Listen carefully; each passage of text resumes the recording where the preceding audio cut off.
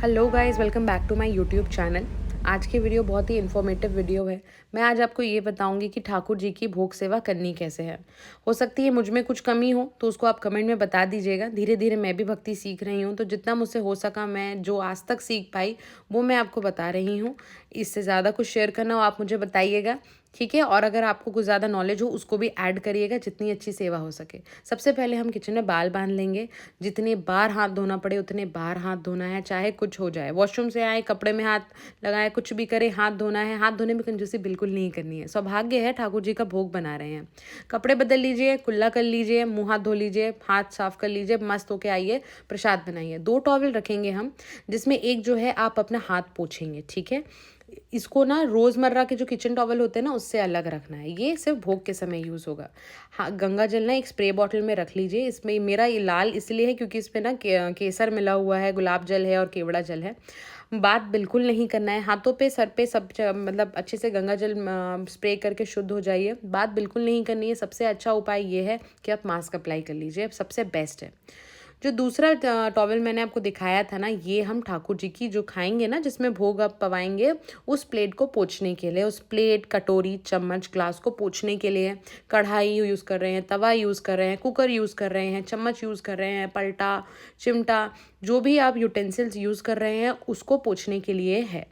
उस टॉवल से जिससे आपने हाथ पोंछा उसको प्लेट पोंछने के लिए बिल्कुल यूज़ नहीं करेंगे, ठीक है। वो प्लेट भगवान उसमें खाएंगे और हम अपने हाथ पोंछे हुए कपड़े से अगर पोंछ दें तो क्या ये सही होगा? बिल्कुल नहीं, ठीक है।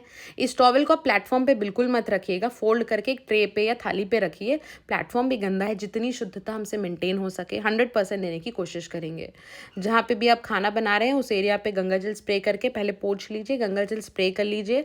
श्री राधे का नाम लीजिए, लक्ष्मी माँ का नाम लीजिए, अन्नपूर्णा देवी का नाम लीजिए, जिस भी रूप से आप भगवान का नाम ले रहे हो नाम लीजिए। अच्छे से प्रसाद बनाइए, सब कुछ अच्छा बनेगा। छकना नहीं है, डिस्कस नहीं करना है। जैसे श्री राधे अपना भोग बनवाना चाहेंगी वैसे ही वो प्रसाद बनवाएंगी, चाहे आप जितनी भी रेसिपीज़ देख लें।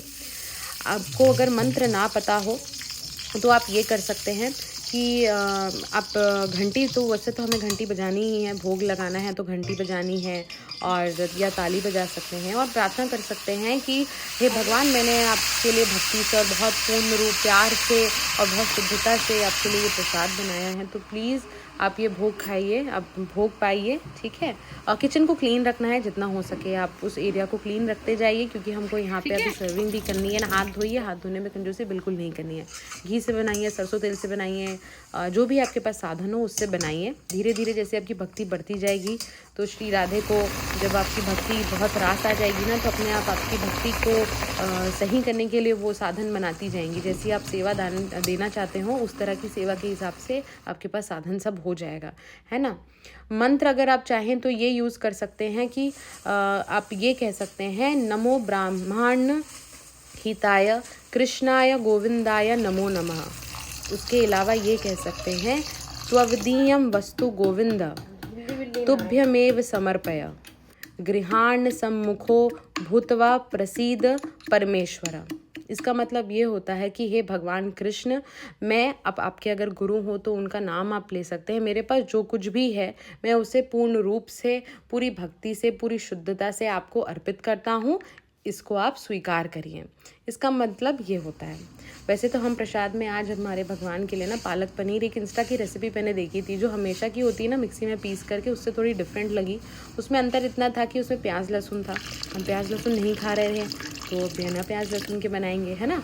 और ये मिसी रोटी थी, उसमें भी बहुत कुछ पड़ता है। मेरे पास धनिया पत्ती नहीं थी, मेरे से जितना हो सका मैंने थोड़ा आइडिया लगा करके किया, जिसमें हमने गेहूँ का आटा, बेसन और ये बाजरे का आटा यूज़ किया। एक और चीज़ कि नाखून हमें नहीं रखने हैं। हम ठाकुर सेवा कर रहे हैं तो आटा वगैरह लगाना पड़ता है। बहुत सारे ऐसे भी काम हैं जिसको उनके बिना करने होते हैं, है ना। तो उसके लिए आप क्या करें कि नाखून ना रखें। अगर हो सकता है कि आपको बहुत शौक है तो ठाकुर सेवा कर रहे हैं, प्लीज़ ना रखें। अगर कोई ऐसी कंडीशन है कि रखनी पड़ रही है, जो थोड़े स्टाइलिश होते हो, तो ग्लव्स पहन लीजिए। धीरे धीरे ठाकुर जी को आपकी सेवा स्वीकार हुई ना तो अपने आप नाखून अपने काट लेंगे। दूसरा ये कि मिर्ची जब आप काटते हैं चॉपिंग में, मिर्ची को प्लीज़ थोड़े बड़े पीसेज में रखिएगा। छोटे पीसेज में रखेंगे उनके मुंह पे आएगा तो तीखा लगेगा उन्हें, जैसे वो खाएंगे ना तो उन्हें तीखा लगेगा, तो उसका भी ध्यान रखना है। बड़े पीसेज में रखिए, स्वाद आ जाए लेकिन उनके जाके ज़बान में एकदम डायरेक्ट तीखा ना लगे। एक और इम्पॉर्टेंट चीज़ कि जब हम टमाटर काटते हैं ना, तो कई लोग ऐसे होते हैं जो टमाटर का एक ऊपरी हिस्सा होता है ना, उसको भी डाल देते हैं। अपने लिए भले आप यूज़ कर लिए, ठाकुर सेवा में मत यूज़ करिएगा, उस पोर्शन को हटा लीजिए। आप ठाकुर जी के लिए जितना करेंगे ना, ठाकुर जी आपके लिए उतना साधन बनाते चले जाएंगे। तो प्लीज़ कंजूसी मत करिएगा, साफ़ सफाई पूरी मेंटेन करिएगा, धीरे धीरे जितना हो सके ना उतना एरिया तुरंत तुरंत क्लीन कर ले। और बेसिक चीज़ें यही हैं। और एक और चीज़ ज़रूरी ये होती है कि जब हम जाते हैं ना प्रसाद लेकर के, सपोज़ करिए किचन से आपको भगवान के रूम तक जाना है, जहाँ भी आपके भगवान ठाकुर जी बैठे हैं, ठीक है। तो उस एरिया में जब हम जा रहे हैं ना, तो उस रास्ते में जब आप प्रसाद लेकर जा रहे हो, ढक के ले जाइए।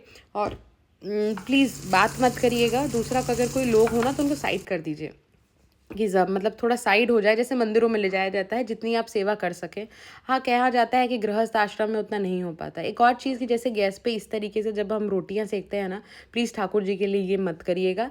इसमें भी ना क्या होता है कि थोड़ी बीमारियां भी आती हैं और थोड़ा गंदा हो ही जाता है ये। हम चाहे जितना भी साफ़ कर ले, एकदम पानी से तो रोज़ डुबा के धो नहीं सकते। तो एक ऐसा आता है ना जाली टाइप की, उस पर रख के आप बिल्कुल करिएगा।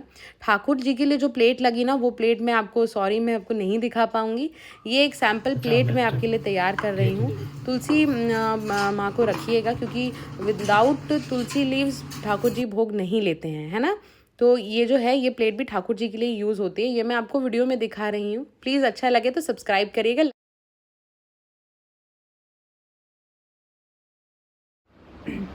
ये वीडियो जो है ऐड ऑन है, क्योंकि वीडियो जो मैंने बनाई ना, शूट करी, वो थोड़ी छोटी हो गई और इन्फॉर्मेशन थोड़ी ज़्यादा है। ज़रूरी बात ये भी है भोग सेवा में कि जो बर्तन हम यूज़ करते हैं प्रसाद बनाते समय, तो उसे ना अलग कर दीजिए। मतलब ऐसा नहीं कि जिस कढ़ाई में इंसानों का खाना बन रहा हो, जिसमें आप चाय बनाते हैं, जो आपका नॉर्मल खाना बनाने का कढ़ाई है, उसको यूज़ करके कि आज जिसमें मीठा बना तो मैंने मीठा दे दिया, आज कुछ अच्छा बनाया तो मैंने दे दिया। जिसमें आप प्याज लहसुन बना रहे हों, सीधा सा मतलब ये है कि जिसमें इंसानों का खाना बनता हो या जिसमें प्याज लहसुन यूज़ होता हो, उस कढ़ाई में आप बना रहे हैं, है ना, तो वो यूज़ मत करिए भगवान के लिए। भगवान की सेवा बहुत सौभाग्य से मिलती है, तो इसकी इज्जत करिए। उसको अलग कर दीजिए, जितना भी आपसे हो सके उतना आप ना मतलब जिसे शिफ्ट कर देते हैं ना, अलग कर देते हैं, उसको अलग करके रखिए। बहुत साफ़ सुथरे से रखिए। उस एरिया की क्लीनिंग करते रहें, यानी कि कॉकरोच आ जा रहे हैं, हर हफ्ते 10 दिनों में आप उसे क्लीन करते रहिए, जितना साफ़ सफाई आप मेंटेन कर सकें।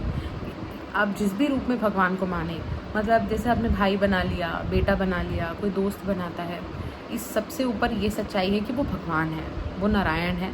तो थोड़ा सा डर के, थोड़ा सा अच्छे से करना ज़रूरी है ये चीज़। दूसरी बात ये कि हम जैसे जो लड़के होते हैं ना, लड़कों में नाखूनों का इतना चलन नहीं होता, नेल्स का उनका कोई ज़्यादा वो नहीं है।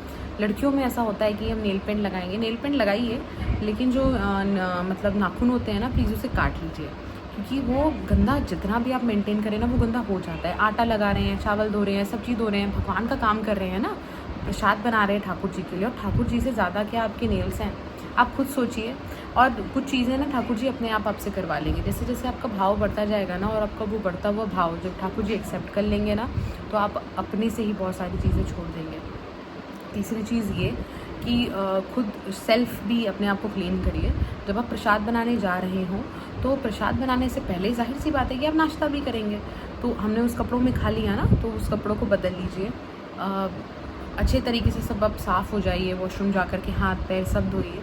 अगर आप ना, जैसे हम टॉयलेट जाते हैं ना, हम सुसु जा रहे हों, या हम किसी भी तरीके से आप सुसु जा रहे हैं, हम पॉटी जा रहे हैं, कुछ भी कर रहे हैं, तो फ्लश तो दबा रहे हैं ना, बाल्टी यूज़ कर रहे हैं, है ना, बाथरूम का ही सब सामान है, तो प्लीज़ हैंड वॉश करिए। जब आप ठाकुर सेवा दे रहे हो, वैसे भी तो धोना ही पड़ता है, हम पानी से धो लेते हैं, हाथ पोंछ लेते हैं, लेकिन अब हम भगवान की सेवा करने जा रहे हैं, कपड़े बदल लीजिए, हाथ साबुन से धोइए, मुंह कुल्ला कर लीजिए, मुंह धो लीजिए, एक बार और लोशन लगा लेना, एक बार और क्रीम लगा लेना, कुछ नहीं होता है ना।